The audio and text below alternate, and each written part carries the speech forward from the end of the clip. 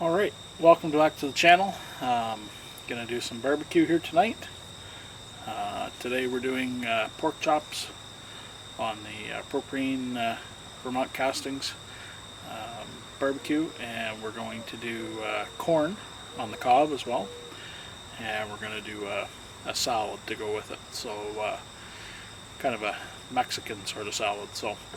But the corn on the cob is probably the main feature here. I mean, we've all done pork chops on the barbecue, so corn on the cob, I do it a little bit differently than some folks do. So anyway, we'll get right to it, and I'll show you how we barbecue our corn on the cob here.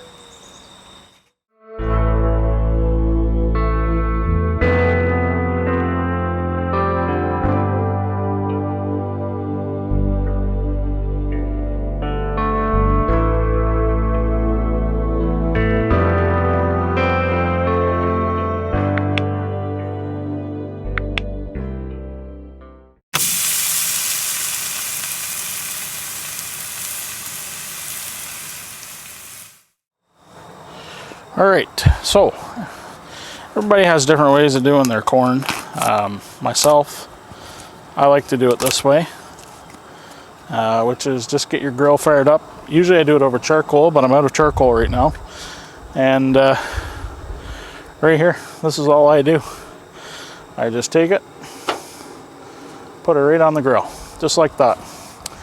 And the beauty of doing it this way is the husk on the outside actually protects the corn from getting burnt, and it keeps the steam and the moisture in it, and it causes it to be a very, very, very beautiful thing when you're all done.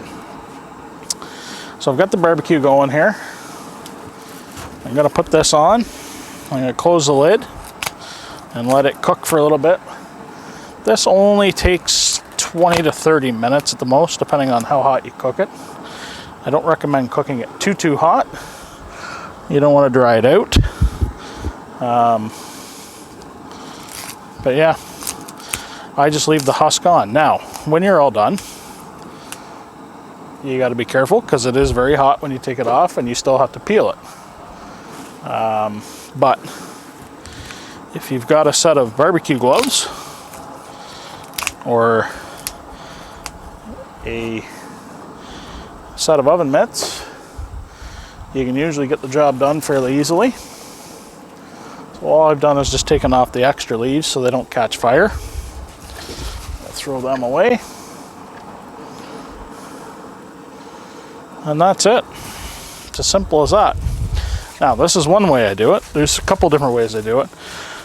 One of the other ways I'll do it is I'll wrap it in tin foil, and I'll put some butter in the tin foil and some steak seasoning maybe, and wrap them up in the tin foil and do them that way too. But I like to do it this way. I find this way here keeps it nice and moist. And it protects it and cooks it all at the same time. And it's actually easier to take the husk off your corn when it's cooked this way, rather than struggling with it and cleaning up all those hairs. These little fine hairs peel right off of this once it's cooked. So anyway, we'll close the lid here. We'll let this cook away, and we'll be back in a few minutes to throw the pork chops on. Okay. We're going to season up some pork chops here. Get them ready to go on the grill. That's a nice one there.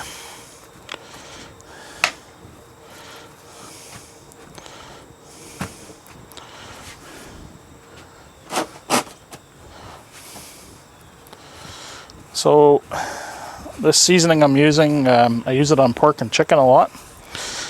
It's, don't look at the container, that's just an old container I had. It's basically some chili powder, garlic, what else we got in here? Oregano, some thyme, some onion powder, salt and pepper, some paprika. It's got a little bit of everything out of the spice cupboard, but it's not real hot as far as temperature goes, but it does give you a nice blend of seasonings. So we'll get that on there, and we'll get those ready to go on the grill. Flipped over.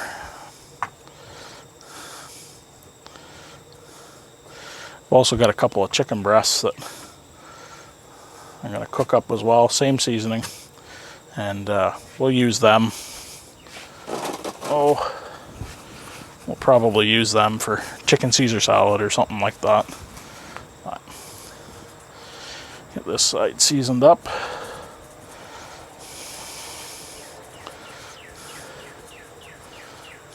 You can hear the cardinals are back. I guess they never went away. We had a pair that stayed here all summer. They were here all winter and decided to have little ones, I'm assuming. You can hear them chirping away. Okay, so that's it, the seasoning. We'll let them sit for a few minutes and we will get them on the grill. All right, got the corn going. I've got everything set to low here now. I'm gonna throw these pork chops on. Now I've got this cast iron back here. I'm going to throw a few on it and we'll grill them.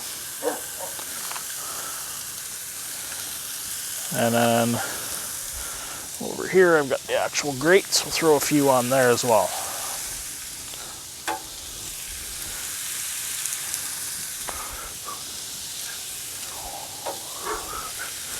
And we got our little chicken breasts. We'll put them right here and right here.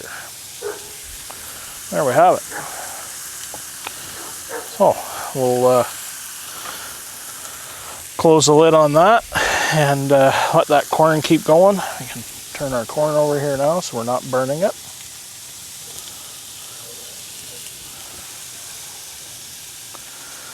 I usually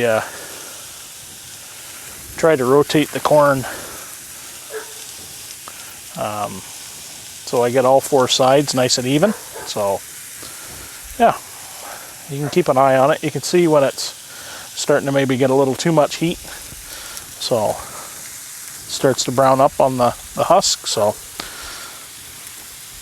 we got our 3 pork chops and chicken there, and our 3 pork chops on the cast iron griddle, and our chicken there.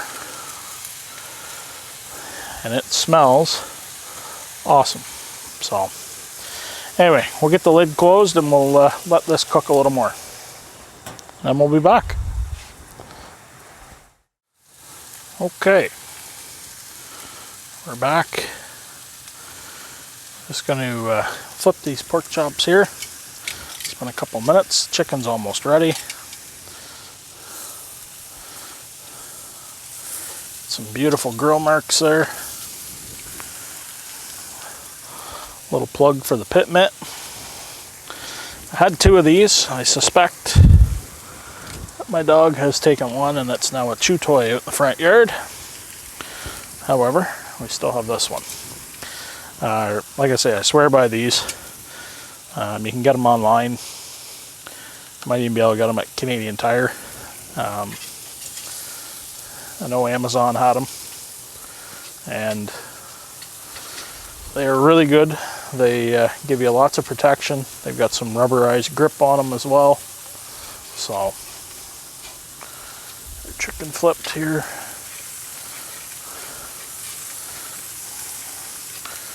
So we'll get the meat done and then we'll get it plated up and what I call resting.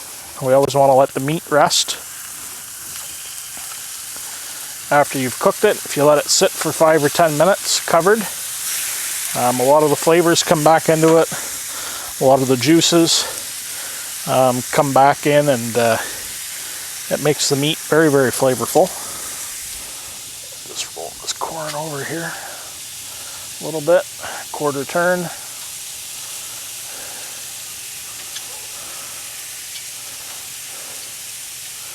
There. We'll get the lid closed and we'll come back in a few minutes and check everything. Alright, so our, see if we can get our chicken to focus here. There we go. You can see how juicy our chicken is. It's all done, ready to go. I'll throw it on the plate. A couple pork chops that are ready there. This one's almost done. Another minute there. These ones here that are grilled, they're all done. You can see that those turned out nice, very juicy.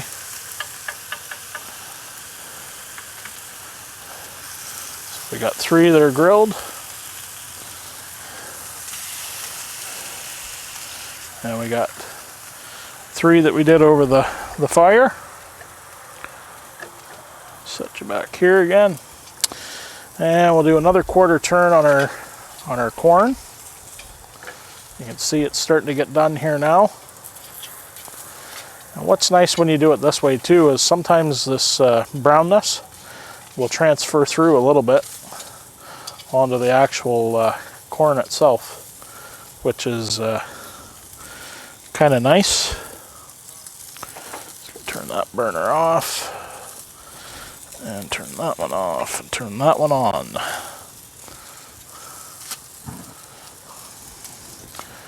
That one there. This pork chop's ready to go. You can see how juicy that is. You can see the juice actually dripping off of it. That's beautiful. Perfect. So yeah, we've got that plated up, and we'll oh, corn's not in focus here. You can see our corn is getting nice and brown. There we go. Corn's getting nice and browned up, and like I say, sometimes that'll transfer through onto the actual kernels of corn. So we'll let this run for a few more minutes. We'll take the pork chops and the chicken in, and we'll get it covered up, and yeah, we'll be eating in no time. All right,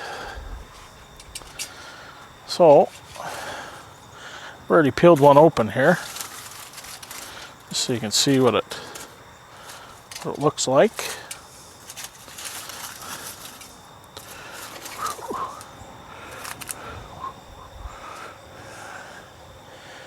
So you can see that is perfectly done.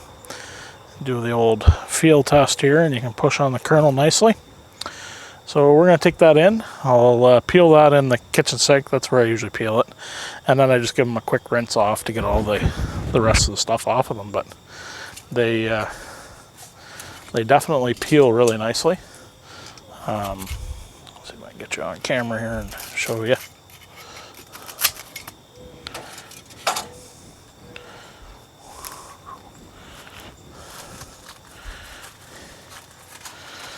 So yeah, it just comes apart really, really nice, because these are now nice and loosened off and steamed.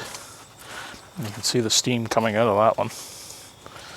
And the silky hairs, they come right off. As you can see, I'm doing this one-handed, so you can see how easily that comes off. And yeah. And there's your end product when all is said and done. Nice and yellow and white corn on the cob, done in the husk on the barbecue. It's that simple. Other than a little bit of mess, but really, no matter how you cook corn, you're going to have a mess. Whether you husk it at the beginning and then try to pull all the strings off of it or not. I like doing it this way because the strings come off a lot easier. You can see they're all right here.